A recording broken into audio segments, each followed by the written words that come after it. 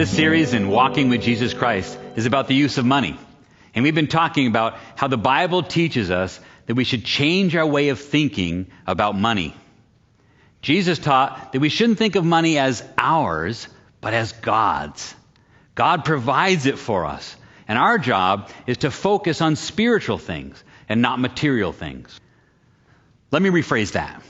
God provides for us so that we can focus our lives on spiritual things and not have to be so concerned about money. The tricky part, though, is that money is enticing. Money is appealing. Money is intriguing. It's attractive. And that leads us to our next topic. Watch out for the love of money. I'm sure you've all heard the famous saying, money is the root of all evil. That actually is one of the most often misquoted verses from the Bible. Money is just paper, or coins, or today just a credit card or a phone. How can something that's not even alive be the root of evil? Here's what the verse actually says in 1 Timothy 6, verse 10. For the love of money is a root of all kinds of evils. It is through this craving that some have wandered away from the faith and pierced themselves with many pangs. I think this is a real important distinction to make. Money is not the root of all evil. The love of money is one of the roots of all kinds of evils. And that's exactly what we've been talking about. It's not about the actual physical material thing. It's all about how we think about it. The verse right before verse 10 is really helpful as well. Let's take a look at 1 Timothy 6, verse 9. Those who desire to be rich fall into temptation, into a snare, into many senseless and harmful desires that plunge people into ruin and destruction. On a very basic level, money is just what we use to buy groceries. Money is what pays for the basic necessities of life. It's when we get all caught up in the desire to be rich that we start to run into problems. Look at this verse. The issue lies in the desire to be rich. You can actually be very rich and still be a faithful, loving follower of Jesus Christ. It's not about how much money you have. It's about how much you want. We've read quite a few verses from Jesus' teaching at the Sermon on the Mount in Matthew chapter 6. There's another thing that Jesus said in that sermon that I think really applies here. So let's look at Matthew chapter 6, verse 24. No one can serve two masters.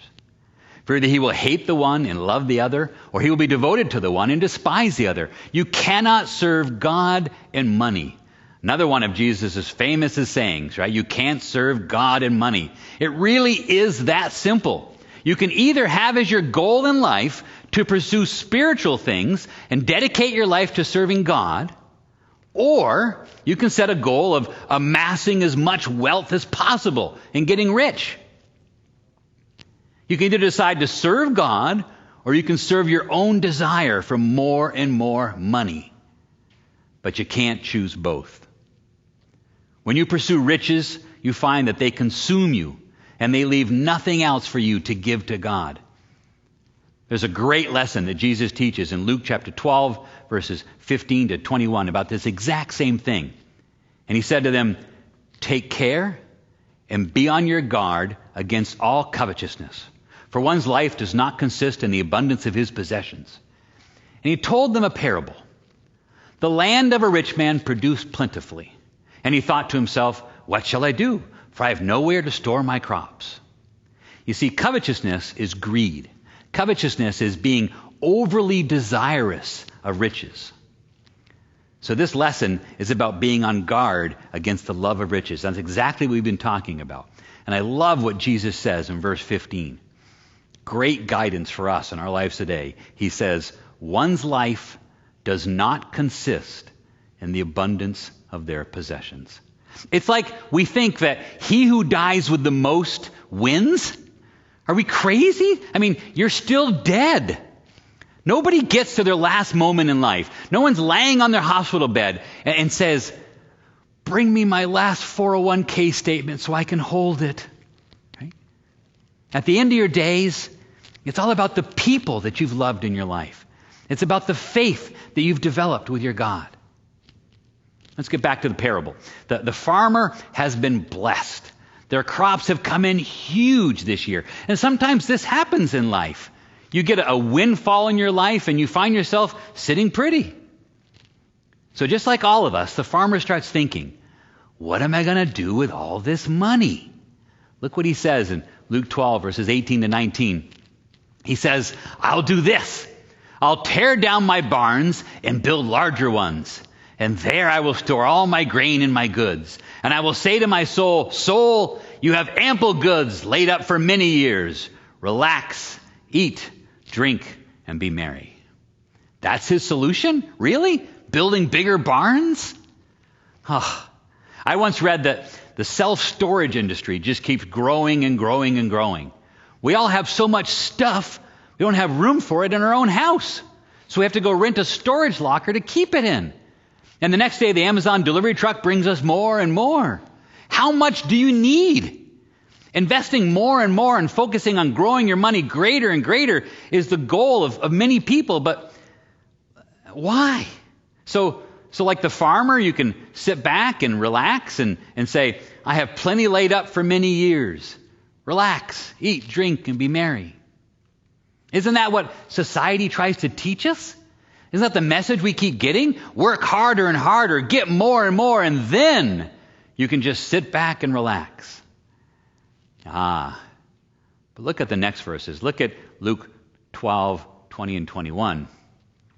God said to him, Fool, this night your soul is required of you.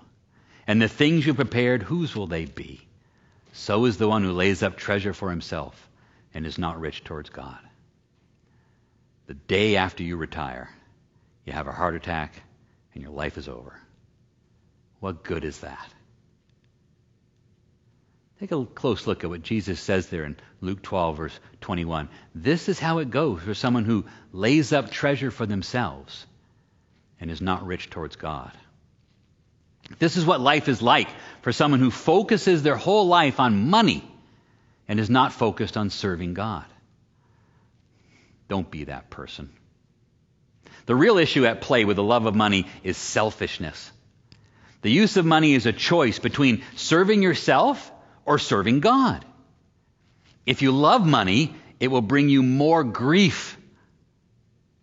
If you want less grief in your life, you need to focus on loving God and not money. Try to live your life aware of how much of your time and energy you're focusing on material things that just eventually pass away versus spiritual things that last forever. That really is the key. Being aware of what's going on in your life. Being aware of all the advertising and marketing that fills your news feed, your TV screen, your radio airwaves, billboards, magazines, newspapers. It all has the same message. You need more. Buy more. Be aware of what's going on around you. Be aware of this barrage that comes in against you. And try to focus on something spiritual instead.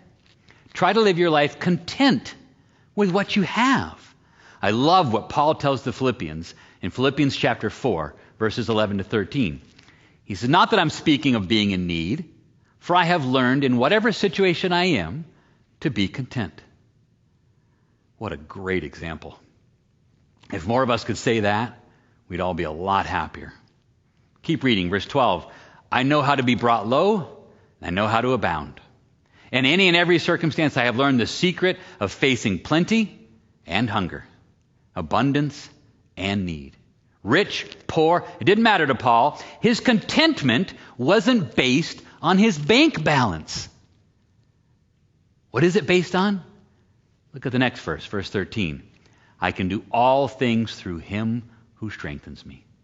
Learn to get your strength through the love of Christ, not the fleeting joy of money. The joy of money really is fleeting.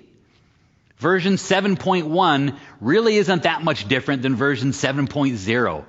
Do you really need it? I was really happy once to buy my wife a new car for her birthday. And we drove it home. We parked it in the garage. I took one look at the shiny new car and I hit the garage door button and I heard screech. as the door put a big scratch right down the back of our brand new car. No worries. Someone dinged the door in the grocery store parking lot the very next day. Don't look for fulfillment in things. Things get old. Things get scratched. Things get beat up, and they don't bring you any joy. Look for your contentment in something more eternal. Paul wrote a similar message to Timothy in 1 Timothy 6, verses 6 through 8. He said, "Godliness with contentment is great gain." Let's repeat that verse. Godliness with contentment is great gain. In verse 7, he says, "We brought nothing into this world, and we cannot take anything out of this world. But if we have food and clothing, with these we will be content." What a great attitude to have. We brought nothing into this world, and we can't take anything out of it. If we have food and clothing, learn to be content. I'm going to end with one final point. None of these material things that you pursue are really going to make you happy anyway.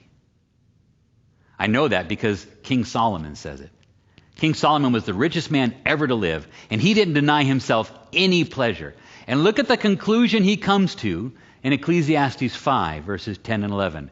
He says, "He who loves money will not be satisfied with money, nor he who loves wealth with his income. This also is vanity. When goods increase, they increase who eat them. And what advantage has their owner but to see them with his own eyes?" It really is an endless loop. You want more, so you work hard and you get more, and you still want more. So now you have to work harder and you get more, and you still want more.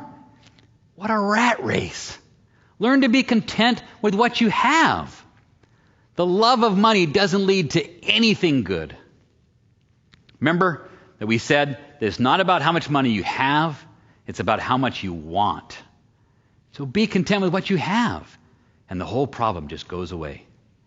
Because you can't depend on money. We're walking with Jesus Christ, and the series is the use of money. Find the next session called Don't Depend on Money, and we'll continue then.